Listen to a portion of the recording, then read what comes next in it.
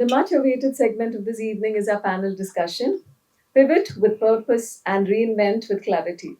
Pivots and reinvention are integral to building meaningful careers. Yet, they are rarely taught or structured, and many professionals are left to navigate them by chance, often learning the hard way. Today, we have a wonderful set of panelists who bring diverse and deeply personal conversations of reinvention. In Chennai, the beating heart of Carnatic music and classical dance, no conversation on reinvention is complete without an artist. Across the world, we admire those who explore bold frontiers. If we celebrate Sunita Williams for her journey into space, we must equally celebrate those who journey inward toward passion, towards purpose and art. Our first panelist has done just that. Dr. Apurva Jayaraman, St. Stephen's, Oxford, a PhD in astronomy from Cambridge, a mind trained to decode galaxies and map the cosmos, and then a bold, beautiful pivot from studying the universe and distant stars to becoming one on stage. And today, she's carving out her own space as a Bharatanatyam artist, bringing a unique perspective shaped by her journey. Please join me in warmly welcoming Apurva Jayaraman.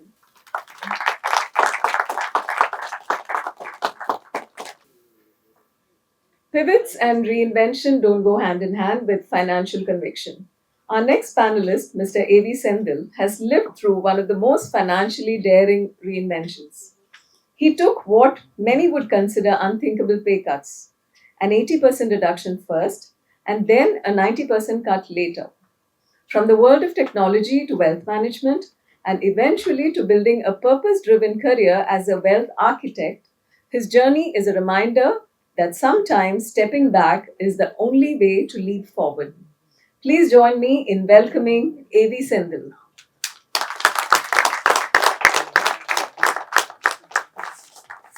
Side hustles are often underestimated or politely dismissed as just a hobby. But here is someone who turned a difficult moment into a thriving creative pursuit. Mr. Amal S. Pillai once dreamed of becoming a fashion designer but found himself on a different corporate path. Years later, a fractured hand unexpectedly revived his creative instincts.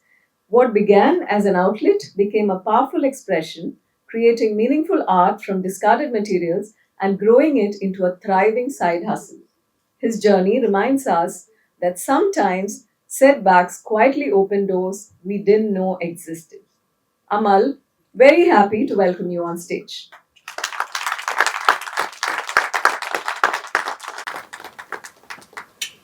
And to bring this together, these diverse experiences, and draw out the insights, we have our moderator, Ms. Vandana Srinivasan. With a master's in organizational and social psychology from London School of Economics, she began her career in human resources before following her passion for music.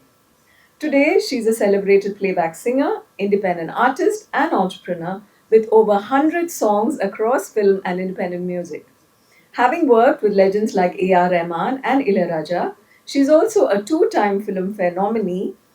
She rose to widespread acclaim with Kudamela Kudavecha, a track of Iman's that continues to resonate with audiences.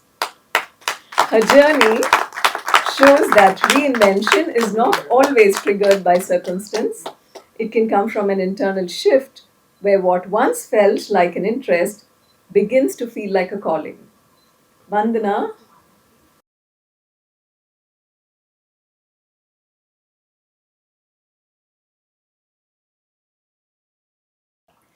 Good evening, namaste, adab, vanakkam.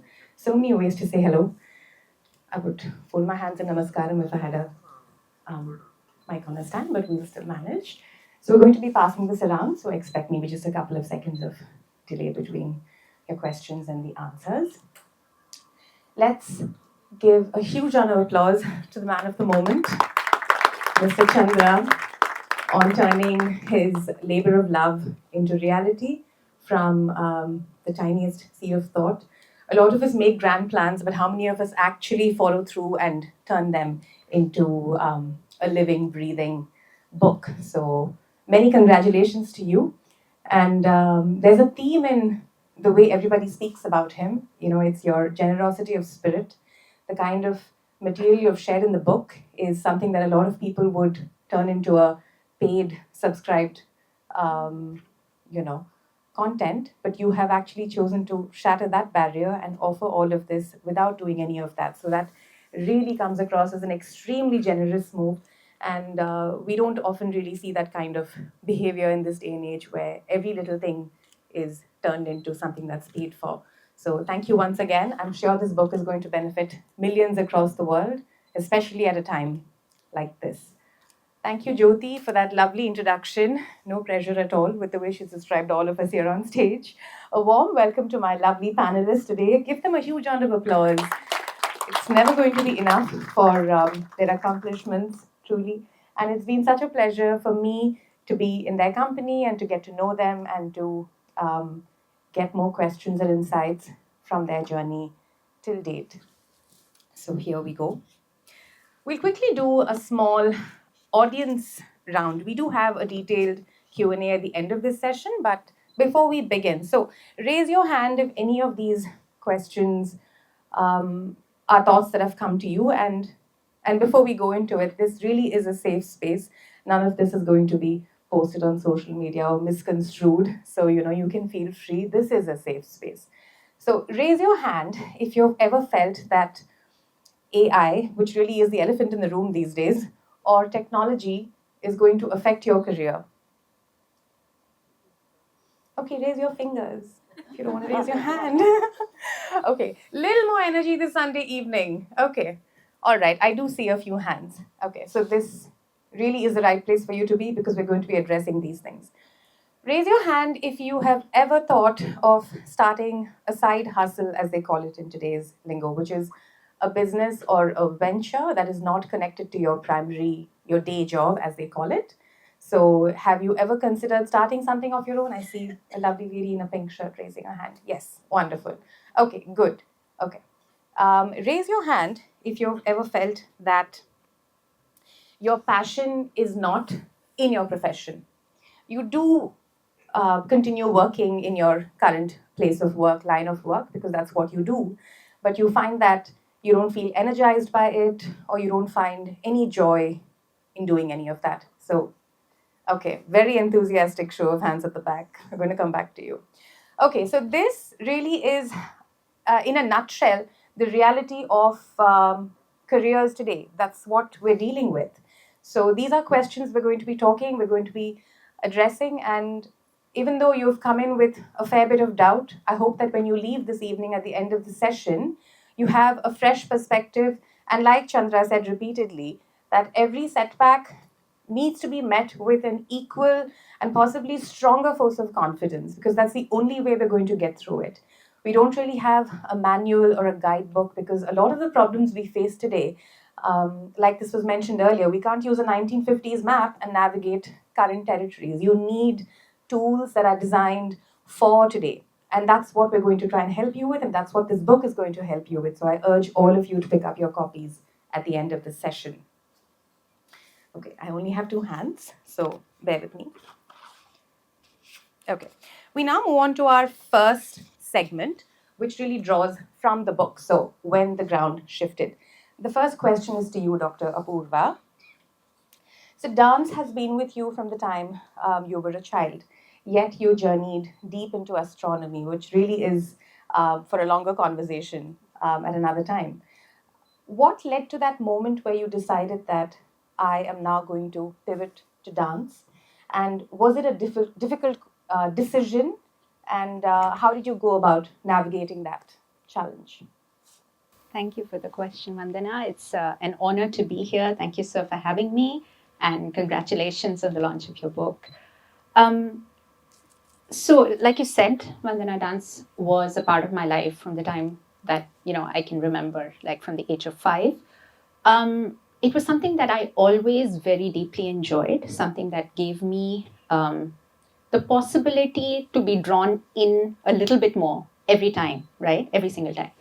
So I always knew that dance was going to be a part of my life in some form or the other, but I didn't ever feel the need or the pressure to make that decision as to what form that might take in my life earlier on, right? And so my movement into physics and astronomy was something, again, that just came out of the joy of doing that subject, something that I enjoyed very much to do. And I think there were two things that always ran in my mind. One is, you know, what we do as science in school doesn't actually give you an experience of truly doing science professionally at a research level. So I said I need to pursue this a little bit to really understand what that subject means to me, because dance is just something I've known like eating and sleeping, right? It's whereas I really needed to find out this other subject that interested me. How much does it excite me, or what is it that I find from it, right? The other thing I always knew going into physics much more seriously was it was going to give me that tad bit of time away from dance, which would allow me to reevaluate what dance actually meant, right? Was it just a habit that I couldn't shake away, or was it something that was really my calling? So, somewhere midway in my PhD is where that shift happened for me. For me, it was nothing dramatic. It was not a dramatic moment where I said, I realized that this is what I want to do in my life. I felt at that point I had enough experience with an education in physics for me to be able to put it at par and compare it with the education I had in dance, which was decades more, right, in comparison. And for me to see where I was drawn more, because there's so many similarities in these two subjects, in the sense that neither of them are 9 to 5, neither of them are things that you can leave behind in the office and stop thinking about it afterwards. So I realized that I needed to make that choice to be able to be fair to whichever one that I'm choosing, right, and to give it my all. And the answer was very clear that for me it was dance, in terms of the fact that the excitement that I felt about discovering more and more in dance and actually being excited about the unknown, it wasn't the same kind of excitement that I felt in physics. So I just felt that it was the right choice for me. And it was a very, very natural shift. So I was ready to wrap up my PhD and, move back into a career in dance. Beautiful. And I remember from an earlier conversation as well, you said a lot of things that we do appear dramatic to the world, but for you internally, it felt like such a natural shift. And I think so much of that has to be related to how in tune we are with ourselves. That kind of clarity doesn't come about overnight. It is only if you listen to your thoughts, your emotions, you're completely connected to your internal rhythm, do you have these epiphanies and you're able to choose. So thank you for sharing. That was very insightful. The next question is for Dr. Sendel. So our career choices, our pivots, our reinventions are largely connected to the kind of reward and risk that we face in our path. So when it came to your transition from corporate to wealth management, how did you assess for yourself personally your readiness versus your risk, and how did you make that? Thank you very much for that question. Thank you, Chandra, for inviting me here. A little bit of background. I'm a cost accountant by profession. So, started my career in TCS in 92. So, when you work in TCS in 92 those days, it's kind of working for a government job. So, you don't have to worry about, because not much of competition except for Infosys at that point in time. 15 long years, started making mistakes in life. So, got an apartment in around 2005. I got an apartment, big apartment. So, those days. So, got into EMI trap. So, the moment I got into the EMI trap, I thought where to find. Then I switched my job to Satyam. That's where I met Chandra. So, 2 years. The ground started shifting in 2009, maybe around October, November types. The ground started shifting. By the time I have started spending 90% of my take-home salary, and it used to be 60% or 70% in EMIs. So by the time the salary comes in, it will go for car loan EMI, it will go for home loan EMI, and it will go for monthly commitments. You start increasing, and you think that IT jobs will not get impacted. Even though I crossed year 2000, but I thought because of the skill sets, I will go through it. But at that point in time, I realized that I made a huge amount of mistake. In a span of 8 to 9 years, after that I worked for IBM and Capgemini. Once again, Chandra was also there with Capgemini for a brief point in time. So I got that financial independence in a span of 8 years.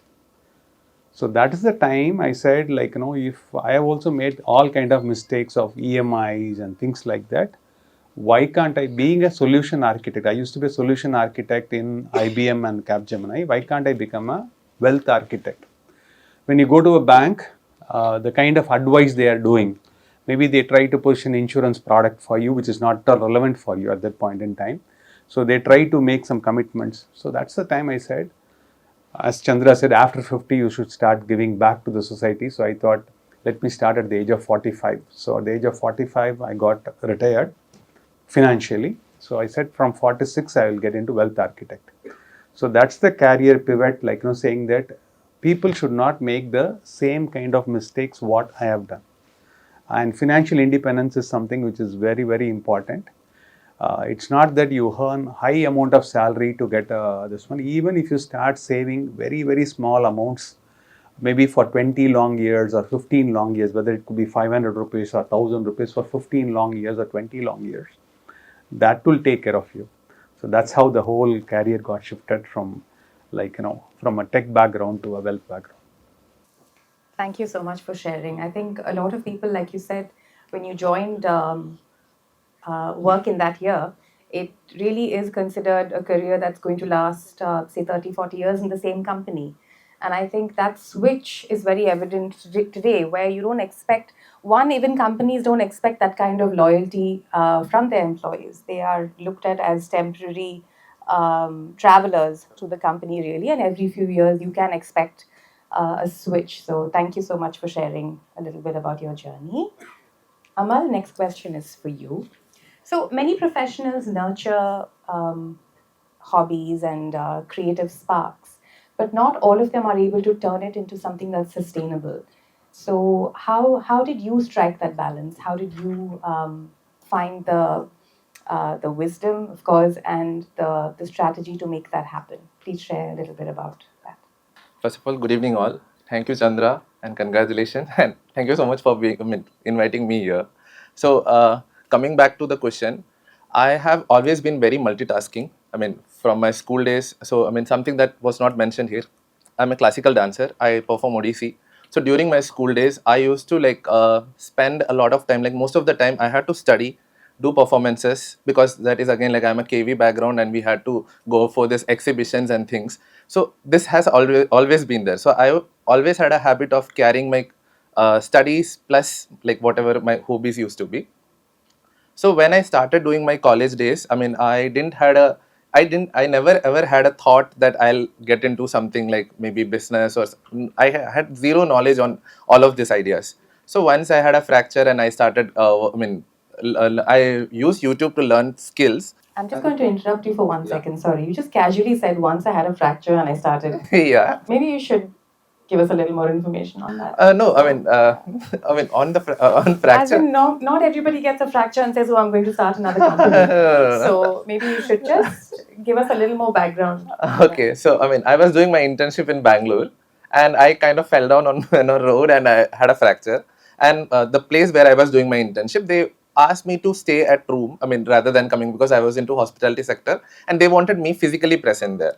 So I didn't had an option rather than sitting at a different city. I was in Bangalore. I was new to the city. So I kind of started looking for something like I can do at room, because my friends were also working. So I had like plenty of time there, and I am not a person like who just sit idle and just scrolls on mobile. So I started looking at YouTube and learn things. So crochet was something I always liked to do, but I never had a thing to learn. And this was during 2015. So like 10 years crossed. So those days, like crochet was not even something like when people were not so familiar. It was familiar in terms of like, I have seen my, not mine. So we were settled in North, so we can see a lot of aunties doing this, but not like in terms of YouTube and all. So I learned crochet. And since I was a student, I was struggling to get these raw materials. I cannot go and ask my parents to spend money to buy all these things. So that is how, slowly, it started very slowly. And the concept of upcycling came into me, because I was not getting proper woolen yarns. So I started cutting fabric scraps from what do you call it, tailor waste, and I started joining them and doing the crochet. So later on, and I was not so active on social media. So I started posting pictures.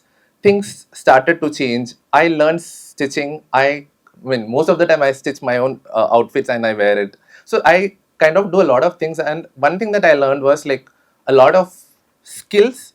But one on the other side, like as you question, I was a person like I always. I mean, when I asked myself, I literally didn't had a plan to like completely switch into my passion. So I wanted my career to be there, and I was so young to get into all this.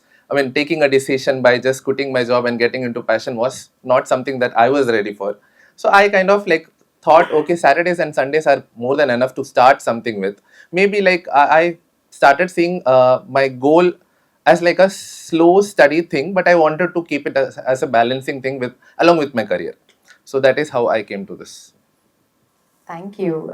You just listed so many skills in your very quick response, including the thing that he stitches his own clothes and wears them. Is what you're wearing today an example? This is from Taylor. Okay, this would have been a great marketing opportunity. Should have just said yes. Do contact him if you would like things customized. How interesting. And again, like not everybody has a fracture and says, oh, let me start another business. So that's very, very cool. Okay, we now move on to our next segment. And in this segment, we're going to be addressing something that's quite integral to the process. And if you don't harness it well, it can turn out negative, of course, because the emotion we're discussing is going to be fear. We would be fooling ourselves, all of us here on stage as well, if we disregarded the copious amount of fear that we've all felt in our lives, and especially at a time like this. Any kind of change brings a lot of fear, and if used productively, it can turn out to be quite a positive influence on our careers. So, the first question is to you, Dr. Apurva. Fear shows up in many ways, and especially in a line that you have chosen where the audience is so integral to what you do, especially at performances. So you have the fear of failing publicly, the fear of losing credibility, and or starting afresh, starting from scratch. So during your pivot, what was your biggest fear, and how did you confront your fears? The biggest and the most obvious fear was obviously that of financial sustainability, because dance was not and is not a ready-made profession where you have a path laid out for you, where on the first day you're going to turn up and do this and someone's going to pay you a salary, or you're going to like walk away with pay. So I think that was the biggest thing. And especially when you're sitting in front of choice, I think sometimes when you're pushed in a direction like that and you don't have choice, you make it work. But in my case, I could have still considered taking on a job in astronomy, keeping that going at least for a bit before I, sort of saw how this sort of worked out for me. But in hindsight, I think the best thing that I did for myself at that point of time was to face the fear fully and to jump into it, jump into the deep end of the ocean, basically. Because I think what that did for me is that it compelled me to find ways to generate money. It compelled me to be creative about the kind of, activities, the kind of avenues within dance that I want to commit myself to. It taught me very soon that me being a good dancer, talented dancer, very committed, dedicated, was not enough. But I needed to also find what was my niche. And coming to that point of the audience that you said so rightly, you immediately have to, instead of will the audience like me, the question becomes, what is it that I am offering to my audience that someone else does not offer? Because ultimately, right, it's a field that has so many remarkably talented people working as hard as you, if not more. So, but I think even that sort of wisdom to start shaping myself in that direction, so to truly kind of go from being a student of dance, which is what I was until then, I loved it deeply, I did it with all my heart, but to becoming a professional as a dancer is to consider all of these things. Where did I want to invest my energy? What was acceptable to me, not acceptable to me, right? Things that I did not have to think about earlier in terms of avenues of performance, or do I want to teach? Do I want to do other things? And why me? Right? So instead of, and I think that is a question that has continued to help me till today, because very soon it is putting yourself out there, show after show, where you are taking something that is deeply meaningful to you, something that you've worked on for months and years, and putting it out to an audience. If the entire thing pivots on that sort of, will they accept, will they like, I think it can be a very crumbling, sort of a fear that you hold on to. But if you sort of switch the question to, what is it that I want to say? Right? Am I clear about it? Am I doing this because the people will love it? Am I doing this because this is going to gain applause or be sort of in the acceptable space? Or do I have conviction in what I want to say? And is there something that compels me to go out there and say it no matter what? And I found that conviction invariably translates into audience acceptance.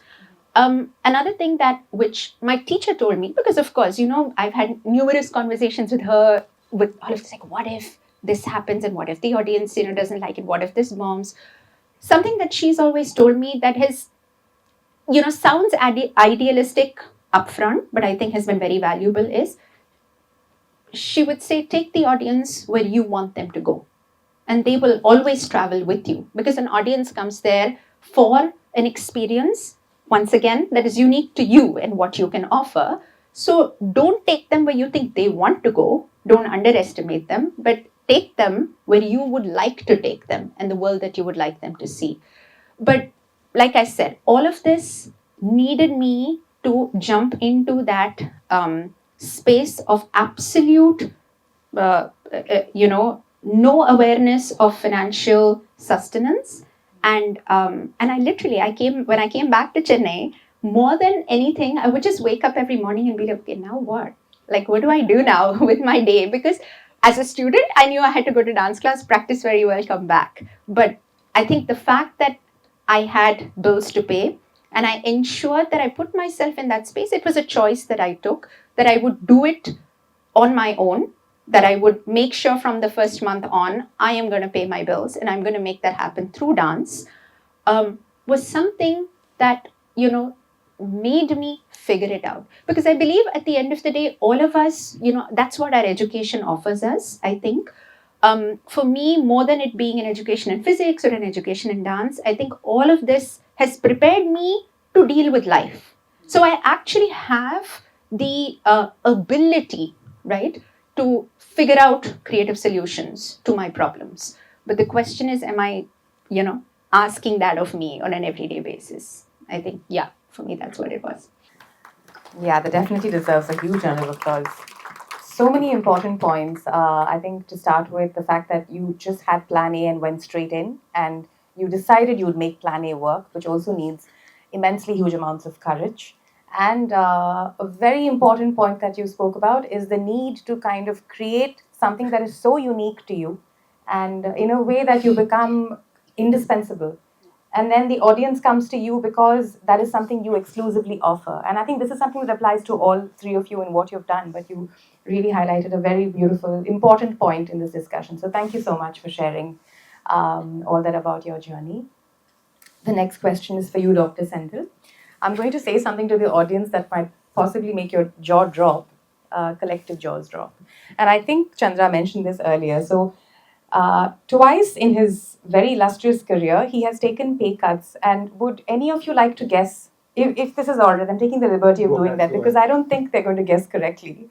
He has taken 2 pay cuts, and I would like you to guess the percentage of the cut that he has taken, not once, but twice in his career. So I'm looking for 2 numbers. Would you like to volunteer? Anyone?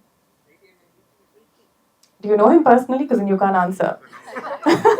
It was announced. Okay, so then the audience is paying attention. Great. Yes, so 91st? 30 was first, the second one was 80. 80, okay. So massive pay cuts, again, demonstrating huge amounts of courage. So the question really is, what gave you the confidence to do that? And please share so that we may take a leaf out of your... So I was working in Satyam Computers, So Satyam went into trouble in 2009. Obviously, the leadership team had to, there are too many leaders were there, and Tech Mahindra took over.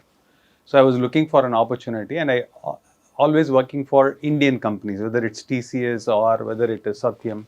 So what I thought is, let me have a brand, let me work for a MNC. So I thought, let me work for IBM. So the moment I went from Satyam to IBM, so they said, obviously, you are coming here and you are the person who are asking for a job. We'll give you a 30% pay cut. So the number one reason why I took that kind of this one is to learn. So IBM is a process-oriented company, so completely process-driven. So I said it's worth taking the pay cut of 30%. By that time, I had also read a book called Outliers by Malcolm Gladwell. There's a book called Outliers by Malcolm Gladwell. He says that if you put 10,000 hours, irrespective of whatever be the job role, whether you are a solution architect or whether you are a dancer or whether you are a violinist or whether you are a sports person, if you put 10,000 hours, you will excel in that job. So the moment I picked up that IBM job, I said, let me put the 10,000 hours in a span of 3 years. That was not expected out of me, but I started putting more hours in the same job. That gave me a breakthrough, and then I got a 100% hike in Capgemini. So between IBM to Capgemini, I got a 100% hike. So 30% cut, 100% hike. After that, I worked for 4 years. By the time I was doing my PhD, so I did my research on wealth management. So I said, let me come out of it. So I came out of it to complete my PhD. Then I was looking for a job, saying that what next, what else, and what more. That time, my family office, I started liking family office, creating a family office. So that person said, I can take care of your basics. So are you ready for a 80% pay cut? So I said, absolutely fine. 80% pay cut is absolutely fine. So that's how I started. But a lot of learnings from there. And now I have my own private limited company. I have 8 people working for me. So if you take that calculated risks in your life, I think you will be able to overcome your fear, and then irrespective of the pay cut, you will be able to add immense value and give back to the society. Thank you. Definitely. One question for you, sir. Before being offered the 80% cut and you saying absolutely fine, the actual process may not have happened that way. So could you share a little bit about the journey from being offered the 80% pay cut and your acceptance and deciding to go through with the opportunity? Absolutely. Good question. Because for first 25 long years, I was an IT professional, completely into IT professional. In Capgemini, I had an opportunity to undergo a program on Harvard. I had an opportunity to understand about mentoring and coaching people. There used to be a university in France, so I learned that process also. So I wanted to implement that in the new company. So they said, the new company is a family office. It's not an IT company. We are taking you as a mentor and a coach. So it's a new role for you, and we are testing waters with you. So don't expect your IT salary into this kind of a salary, because we don't know what will be the revenue. So at the end of the day, if I'm going to pay you, let's say 1 lakh of rupees, as a banker, if I'm going to pay you 1 lakh of rupees, the bank will expect, can you give me 3 lakhs back to me? What is the number of times you'll be able to cover the salary? So I said, that's a fair deal, because for me also, I wanted to learn about mentoring, coaching, architect, wealth architect and all. I said, perfectly fine. Then I did a course in US called Certified Financial Planner. A lot of you might have heard about PMP. It's called Project Management Professional. So in the IT world, it's called PMP. In the finance world, it's called Certified Financial Planner. So it's a learning. So when you go into one career to another career, we can't benchmark the previous salary to this one. So I said, absolutely fine, let me start fresh. So that's where I took that 80% cut. Thank you for sharing. Okay, coming to you, Amal. So your journey shows us that our passions can resurface in many ways in our lives, and quite possibly in ways that we don't expect. So how did you overcome the psychological barrier which is something we often make for ourselves, really. We get in our own ways more than we think we do. But how did you overcome that mental block of creating something first and then beginning to share that with the world? Because so much of it, the creating part of it, we're okay to do because it's quite private and intimate. It happens in our space and our comfort. But choosing to share that with the world, it often brings about a few questions and some reluctance as well. So, how did you overcome that psychological barrier? Yeah. So talking about the things that I do, it is basically like it's not like creating a product and putting it for sale. So it actually worked in a very different way because it's majorly customization. So like my thing, how it worked was like if I'm reaching out, I mean person reaching out to me, I have to understand the requirement and then I have to do this. So every time it was not a mass production or things that I had to do. One of the basic struggle that I had to go through was social media because again, as you said, I cannot post things. I mean, initially it was very tricky for me because I was also not so good in terms of social media things, like how people will judge you. I mean, starting points comes from the family. I mean, that is a place that it starts up. I mean, everybody were against. I was having zero support. I mean, everyone had a fear that I will completely switch my career and get into this. But again, I had my visions very clear. I knew what I wanted to do. So, coming about the psychological barrier, I mean, it doesn't goes off. It always stays. But the thing is, like over the period of time, it just travels with you, and you kind of get along with this. So now I have a vision. I won't say I have a. I'm so ambitious or what, but I have a vision on how to deal with things, and that's how I probably work. Beautiful. I think in the course of our lives, as children, when we start out, we don't really have any other reference. So we look at our parents and our immediate family as we put them on a pedestal, which has consequences later on in life. And we consider their authority very important, and we don't really question it. We don't do things that they ask us not to do. So you mentioned something about how your family was not really on board. And what is your advice to people who have these burning desires to do something with their life, something they're good at as a skill, and but it's unconventional, and the family is not supportive? So what would you tell such people? I would say consistency works because the more you, for example, if you take my case, I mean, from the starting itself, there were no support. But then I got featured in newspapers almost like 7 to 8 times. So, like over the period of time, when you get more, known or like when you work hard. So basically, it's working hard working on whatever things you are good at, and acceptance automatically comes up.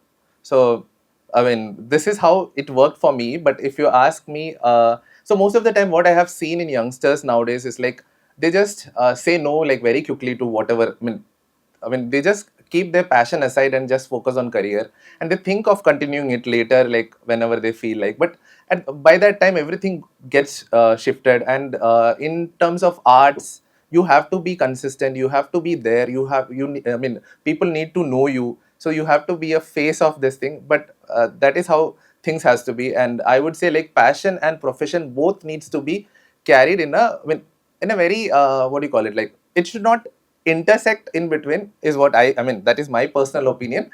But yeah, passion need not it should not be something that, I mean, people should just get away and get into profession. Very nice. Not as an escape, is Yeah, what it's you're not an saying. escape. Beautiful. Very, very beautiful insights. Thank you. We now move on to our next segment, which is all about reinvention. Dr. Apurva, while reinventing your career, what kind of support did you receive from family? Amal just mentioned how it was in his case. So, what was it like for you? Um, in my case, I must say I was very, very lucky to have had a family who completely supported the direction that I was taking in life. And this was at all points. I was 16 when I decided to shift my base from Bangalore to Chennai, come and live here on my own, attend school here. I stayed in a working women's hostel, and I did that for my dance training because I wanted to learn over here in Chennai. So beginning from that time to the whole circle of going through the physics journey and coming back, I think for me, what my parents have always done is they will grill me with questions. So it has been very important to them that I understand what I'm doing. I understand the risks involved. I've considered all angles and all possibilities to it. and that they want to convince themselves that I'm not doing this,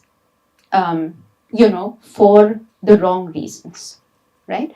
So we've always had at every moment of time when I've made, so even pre, shifting from PhD in physics back into dance, I've done this like several times because I did 2 years in Chennai doing my 11th and 12th in school.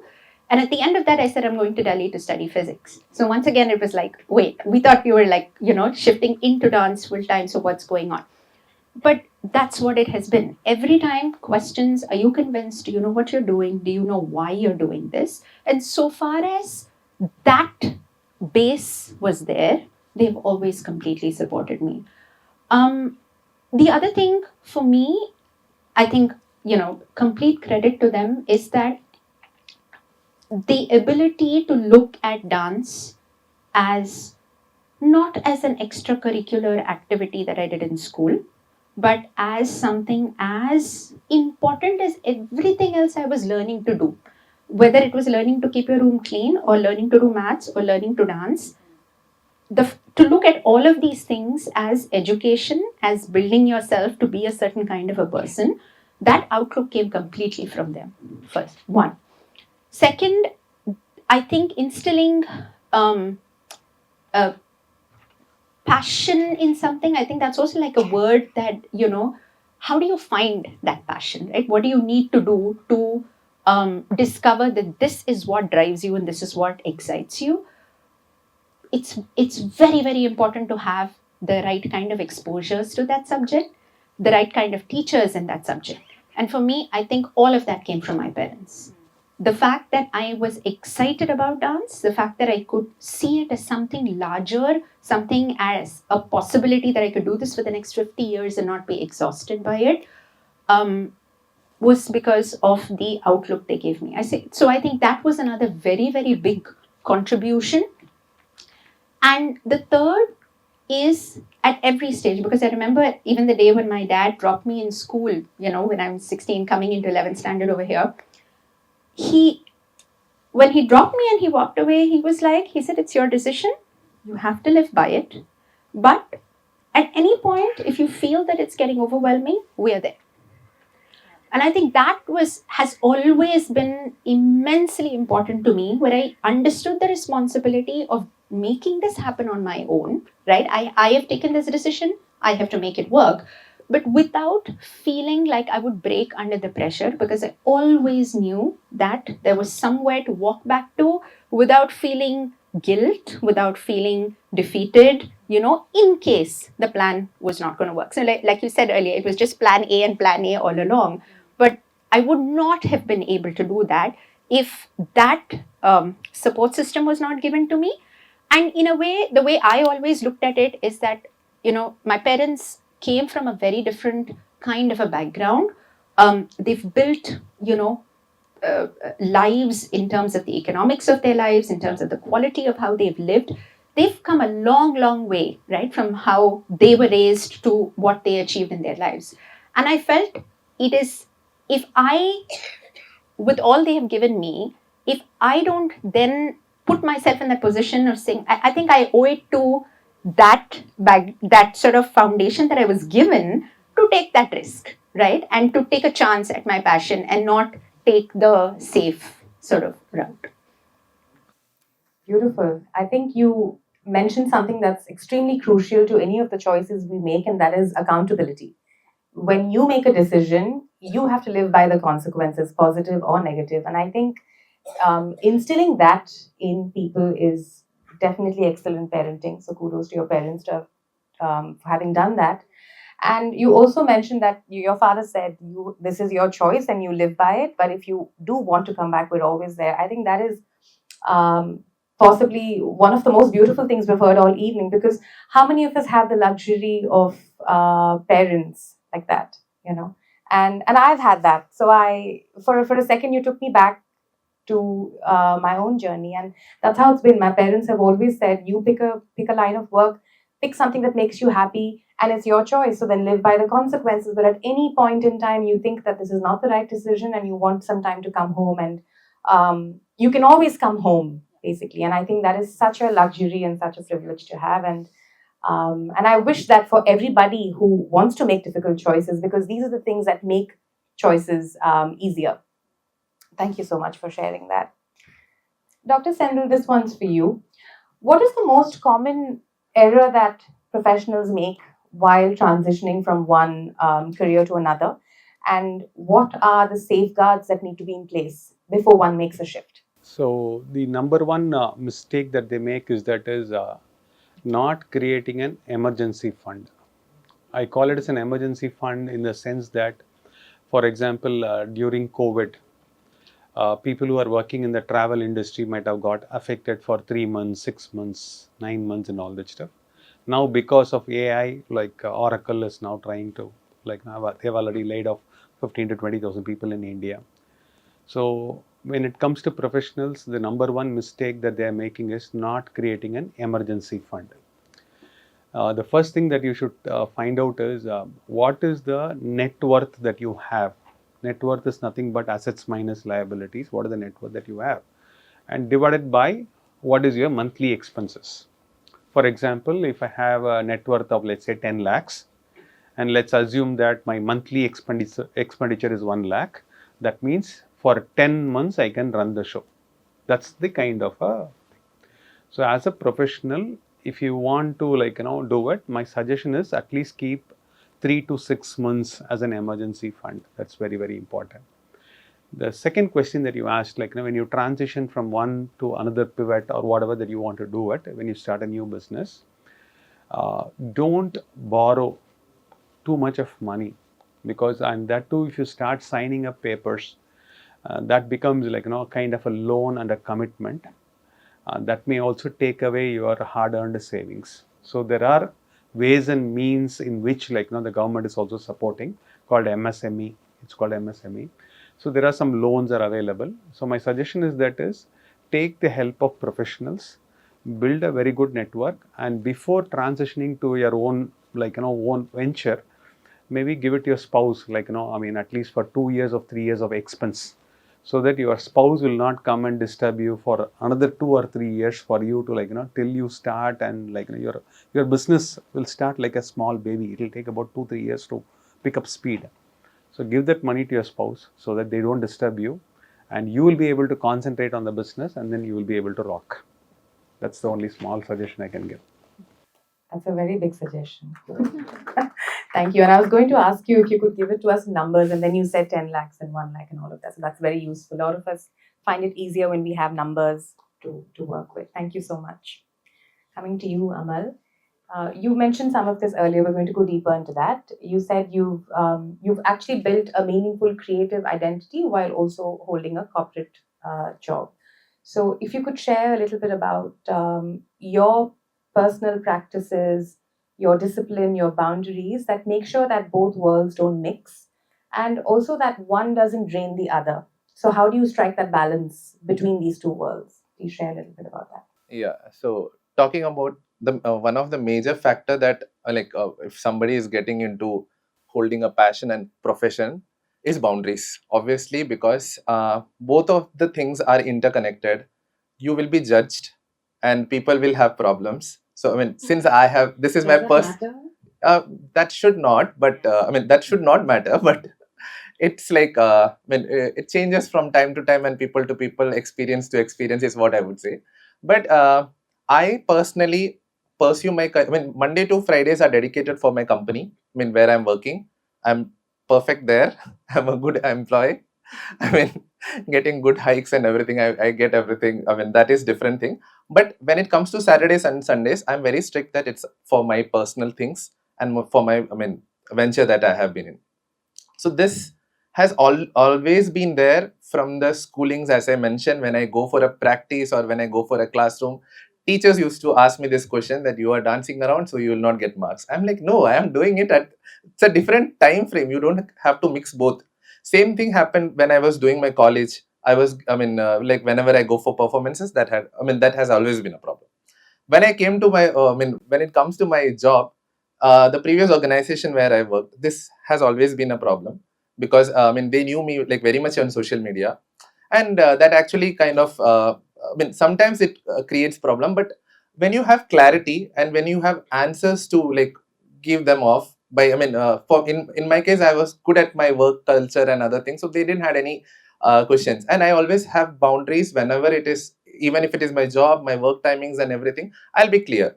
I'll read my employee policy very well, twice, thrice before signing it.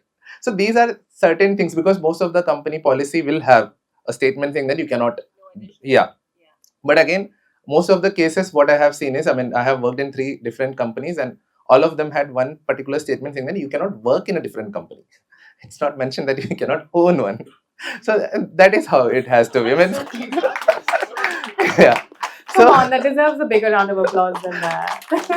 So I'm like, okay, I mean, I'm not doing anything legally wrong. I'm not, I mean, doing a crime. I'm just pursuing my passion on my weekends. I'm not doing anything at my organization. I'm not stitching there. I'm not doing anything at my place where I'm working. So that actually matters. And choosing workplace also is a major factor, I would say, because I always look for, yes, growth. But again, like work-life balance is one thing I always look in terms of like when I have to look for a job. So yeah. You've highlighted the importance of reading contracts very carefully and identifying loopholes that will work for you. You can't work anywhere else, but doesn't mean you can't start your own company. That should be on a t-shirt. I'm going to ask you a slightly more personal question, and if you don't feel like answering, that's absolutely fine. So now we spoke about how you positively make sure that both don't affect the other. So has there been an instance where there was a bit of a negative balance and you were finding it difficult? And if you could share how you overcame that challenge. Yes, I mean, there were, as I mentioned, my previous organization always had something coming up, because if I'm not performing well on certain things, they constantly come to me and tell me that you are more busy in your personal life. That is the reason. I mean, you are busy on your side hustle. That might be the reason you are not doing this. But always, like I, as an employee standard point of view, like I always felt that's my fault. Maybe I usually thought that might be my thing. I used to take breaks. I kept my passion aside and I started working on it. Then, after a point of time, I questioned myself and I came to know a conclusion that that was something they were expecting more than of my expertise. That is the thing that was actually troubling me, not me working on myself. So, these kind of things, I mean, I couldn't get a pakka example for this, but yeah, this is one of the things that came into my mind. And I think this fits. That's very helpful. And like you said, it's almost like you're being penalized for having a personal life, which is absolutely not okay. Do not put up with that kind of behavior in your workplace. Okay, final segment, rapid fire. Okay, let's get the energies up.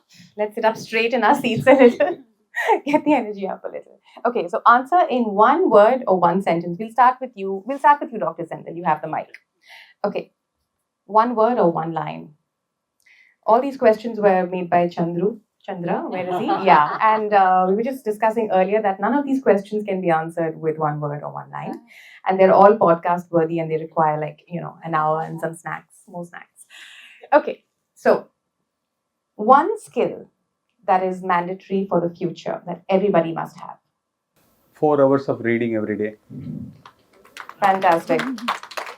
Okay, whoever's got the mic, yes, please. What do you think? I would say adaptability. Fantastic. Absolutely. Needed.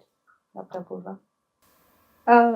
Hard one, but training in the arts, some kind of training in the arts, I think it keeps you stabilized. Absolutely. Okay, whoever's got the mic. The next one. Again, heavy, but I'm just the messenger, so it's not my fault. One piece of advice you would give to your younger self. Yeah. Not my fault, guys. Maybe just the reassurance that, you're doing things right. Just keep at it. Beautiful. Take more risks. More than you have. Yeah. Thank you. So mine would be like, I mean, it's okay to listen to people, but at the end of the day, it is something that what should go in that actually matters. Very good. Totally agree. There's this phrase that says, if there's one phrase that's ruined the lives of people around the world for generations, would anybody like to guess what that phrase is? Log kya kahenge? Exactly. So, moral of the story is do not listen to log. Said log have no role in your life. It's very easy to talk about other people's life and other people's choices, but are they living your life? No. Nobody's ever going to be living your life except for you. And if you waste your precious time on this earth, which is certainly limited and not infinite, what's the point of life? You owe it to yourself. So, key things to remember. Okay, next one. Who's got the mic? Okay, one word for reinvention. You answered that. Yeah. Yeah. Try again. Your name is the answer. Fantastic. Yeah. No, I mean, You can say it. It's okay. Your name, as Chandra said. my name, Amal. Okay. Why not? Come on, round of applause. Takes a lot of confidence to say something like that. Dr. Sandil, how about you? So, one word for reinventing yourself. Let me go back to the same thing. Focus. I think focus and clarity, if you are able to bring it, I think you will be able to reinvent over a period of time. Brilliant. Indispensable, Yeah. really. Dr. Purva, please. I want to say reinvention feels like being alive, being like breathing really and being alive. Beautiful. So true. Okay, the last one. You can breathe easy after this. This is the last one. What do you think is going to be your next pivot? Sorry. Yeah, sure. Try answering in one word. Okay, so personally, for me, the thing that has been interesting me, in the last 10 years, having done dance as a performer, is to look at how one can build better informed audiences for the art form, because it's one of the problems that all of us are facing is like very quickly dwindling numbers. And if I want to keep dancing 10 years from now, it's vested interest. I need to have an audience, right?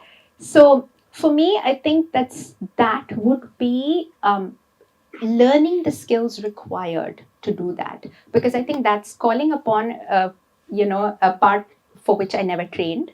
I never trained to kind of like network, go meet large numbers of people, to have verbal conversations with them, right? That's not what I've trained for.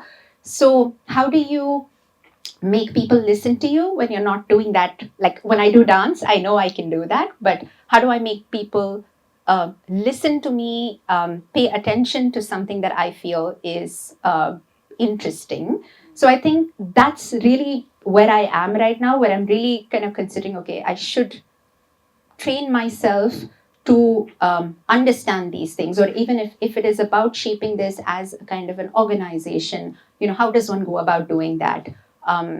Yeah, so that's kind of where I am. Beautiful. Thank you. So the next pivot, which I've started a couple of months back, is on astrology. So every Sunday, I'm spending quite a number of hours to understand what is happening on that particular space, astroscience. So cool. So I want to start a, physical store somewhere, like, I don't know which city, but yes, I'll start a physical store is what, and a workshop studio where people can come, learn art, experience, and go. So cool. What refreshing ideas. Thank you so much for sharing.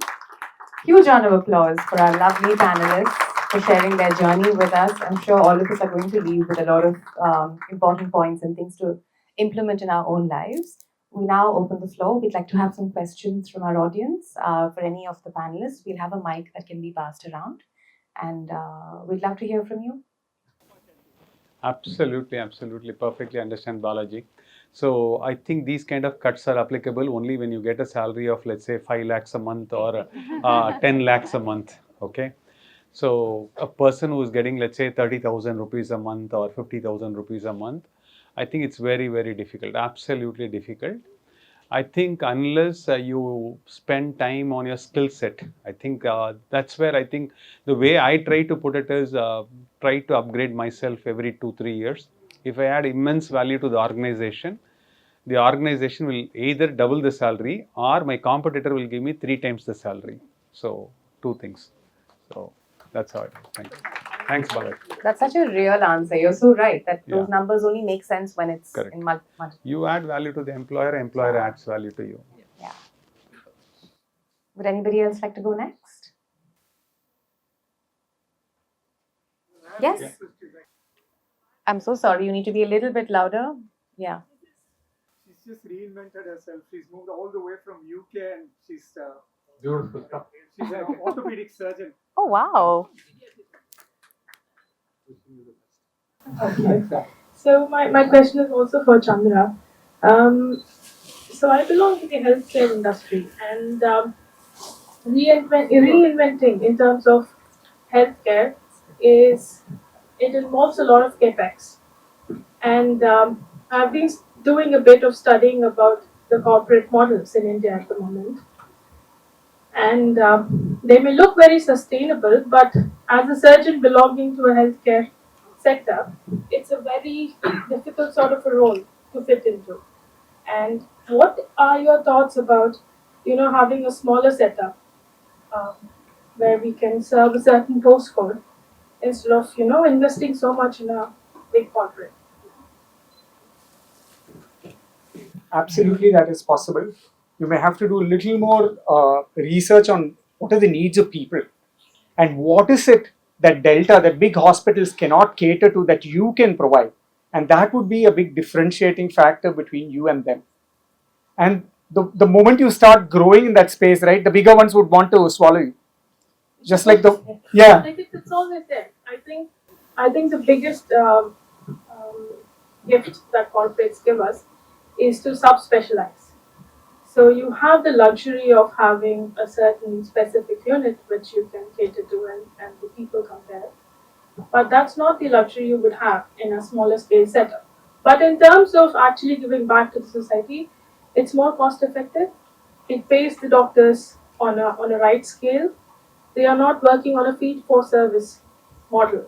So which means you're not trying to pull in every patient you see, and you try to be a little more practical and sensible. So in terms of looking at it at a longer term and on a much more NHS model, I think smaller setups would be something that we should be thinking about. But again, how important is subspecialization is probably an answer we'll have in another 10 years. So, yeah. I've had a couple of doctors who reinvented themselves. So they've been emergency specialists, and then they looked around and they said there's a huge dearth of geriatrics in the country. And they've gone ahead and specialized in geriatrics and they've completely taken off in another direction, which I felt that was amazing. There's actually a case study in the book of one of the doctors who've done that. Again, the healthcare model doesn't work on what's really ticking today. So, the corporates may be investing a lot more on higher end surgeries like maybe robotics. But if you look at Indian society, that's not really the model that we should be working on. We need to serve the basic needs. We need to tap the certain areas of the economy which are not being catered to. So I think in terms of reinventing, we are sitting in a bubble when it comes to a corporate. We are not really looking at the reality when it comes to India. Because the funding is lots coming from outside of India, the models that are sustained here. So I think we need to shift the ground for in terms of healthcare model in India. Absolutely, we're counting on you for that. Big responsibility. So we all know that pursuing art is basically a passion that you pursue because in terms of sustaining yourself and especially for youngsters who want to pursue this in spite of their fantastic like somebody is an architect, somebody is an engineer, but they want to pursue dance and monetization is not there. So what is your prescription? How did you manage? Because I think that's very important for us to know about. How did you sustain yourself? How did you support yourself? Yeah, absolutely, okay. I think that's very important. Like I said, when I started, there was no model for me to follow. That was the first thing. So when I came into Chennai the first month, I honestly had no idea what I was going to start with.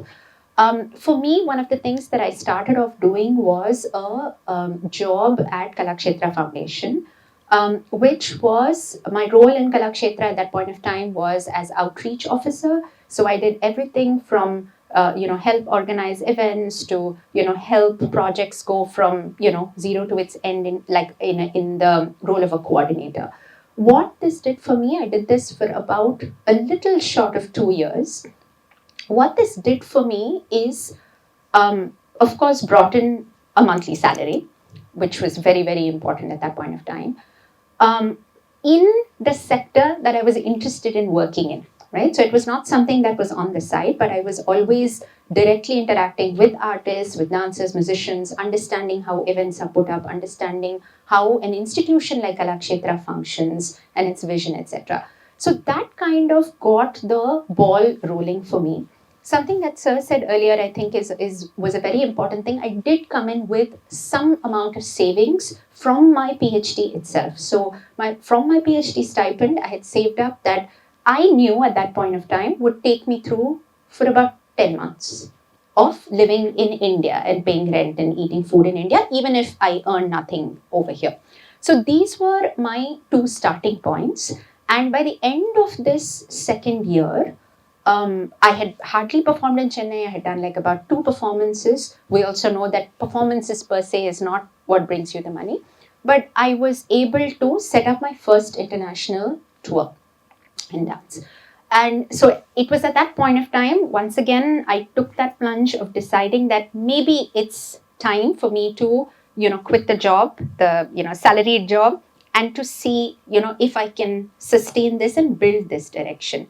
So year 3 to 5 for me was this model of international tours, which brought you the money to sustain for the rest of the year, right? And in fact, kind of really, you're investing that money back into what you're doing here in India. Sometime around year 5, year 6, I decided that model has to change, because I realized sooner or later that will also trap me, because this means that I was not able to call the shots, for instance, with what I would accept or not, right? Can I bargain with an organizer or a curator saying that, okay, this is my pay, I don't take anything less than that, if I was once again solely dependent on that? So from there, I shifted to creating teaching models for myself that I believed in, which expanded from those short-term capsules of workshops, etc., where I can continue to teach the way I believe in, with the principles that I was taught with, and allow that to become the sustaining mechanism for the finance. And at this point of time, I was able to, you know, sort of draw from it huge freedom, because that was the point where I started having real conversations about money with any invitations, any curators, because, and the other very important thing that I also wanted to chime in with is the idea of building your worth, right? So I think that was also the work that went into the first 5 to 6 years of saying that build yourself to the point where when you ask for that money, that person sees value in you asking for that money and doesn't just say, shoo, okay, I can get 10 other people at 10% this rate. So this was kind of the exact way in which it panned out for me. But like now when younger people ask me, I think what I continue to tell them is that they can't do what I did, right? Because it's a very specific model. It's not a replicable model, but there are ways in which you can stay connected to the field, and figure out, every 2 years, every 3 years, making that move and figure out where it is that you want to spend the bulk of your time. And can you make that where you wish to spend the bulk of your time financially sustaining? The only thing that I would add to that for younger people is that you have to get rid of the myth that you arrive on day one and everything's going to work. And I think one of the things I constantly get asked is, but performance doesn't pay. Performance doesn't pay. It does pay, but you have to give it time and you have to allow it to, like I said, baby steps, let it grow and let it get there. So Vandana, I think you were also from that path, right? I mean, Similar, London yes. School of Economics to singing. So what was your? I mean, we've not heard your Yeah, I was thinking, I'm so glad I don't have to answer these questions because they're so deep and so heavy. But yeah, in a nutshell, yes, that's been my journey as well. I truly enjoyed doing everything that I did in academia. I did psychology in my undergrad, and I did my specialization in social psychology and organizational psychology, and I briefly worked in human capital management consulting after that. But like Dr. Apurva said, I always knew that music would be a part of my life in some form or the other. How, I wasn't too sure. But having been born and raised not in India, I was in Doha, in Qatar, in the Gulf. I knew that if I had to do something commercially, I would need to move to India. So I moved and then I took that leap of faith.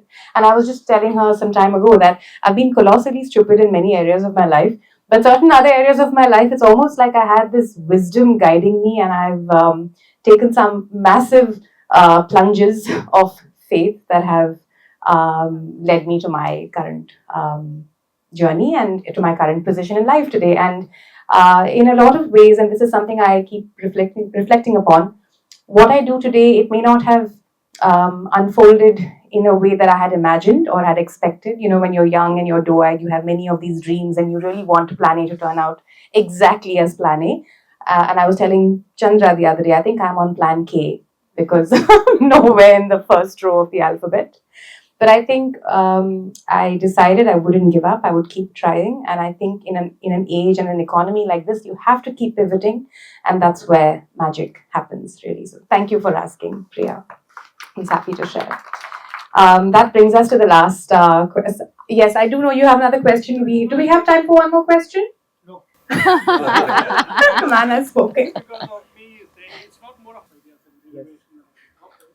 You said yes when he said crazy. You don't agree to the other things.